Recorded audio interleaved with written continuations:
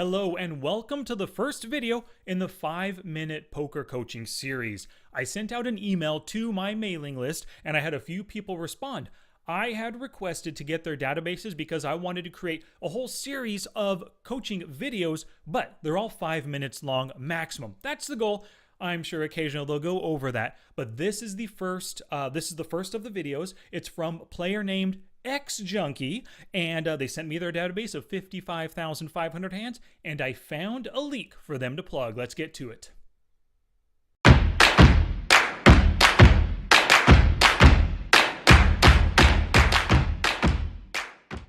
Alrighty, so we have XJunkie's database of 55,500 hands right here on the screen. As you can see, he's a winner at 3.7 big blinds per 100 hands positive. But no matter how good you're doing, there's always a leak to find in your game. And here is, after doing some digging, here's XJunkie's leak. I lose money when I open raise, then call 3-bet in unprofitable situations. And this is the filter you will want to run. Pre-flop any 2-bet and then call the 3-bet. And of course, I saved it as a quick filter here. So once we run it, we can see negative 460 big blinds per 100 hands. If he had folded all of these open raises, he'd probably be at negative 300. So there would be a bit of savings here. Now, I pulled up two different hands that kind of illustrate two different points for you. So he gets to open raise in this spot, 3 big blinds, face a 3-bet from a tight aggressive player with a 3-bet of only 5%. Now, he decides to call with the king-queen. Let's take a look at something. This player's 3-bet stat is 0% on the big blind, but they call 40% of the time. So they use that big blind discount to call more often than not. A 3-bet is probably a really strong range from this particular player. So let's take a look with our king-queen offsuit. Let's give them your standard really strong 3-betting range, right?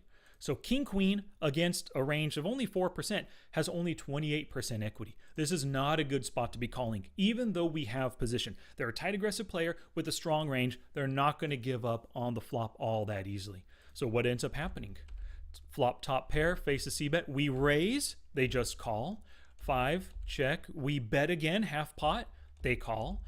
And then we check behind just in case, and they actually have ace-queen offsuit. So that fell squarely in the range that we gave them, and it's a way stronger hand than the king-queen offsuit.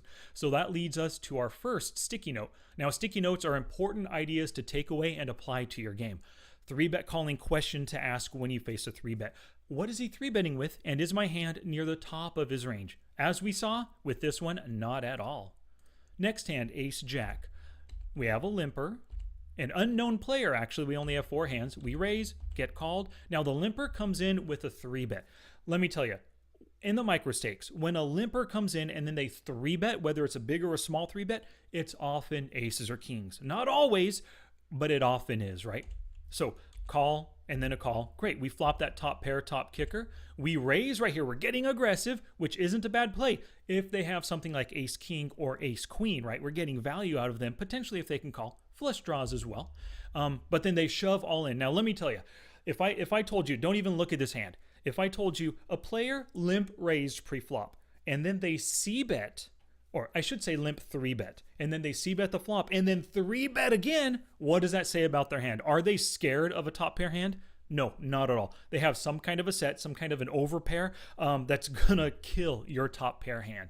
And then let's see what happens. Pocket aces right here. All the signs pointed towards a really strong hand, and yet XJunkie chose to call with a subpar hand. So, next sticky note. Don't call 3-bets with subpar hands against unknowns. So for XJunkie and everybody else, if this is your leak, here's what I recommend. Before you open raise in your next 5 play sessions, look ahead to see who is likely to 3-bet. If nobody, open your normal range. If it's likely you'll face a 3-bet, don't open raise hands that you plan to fold, but instead call.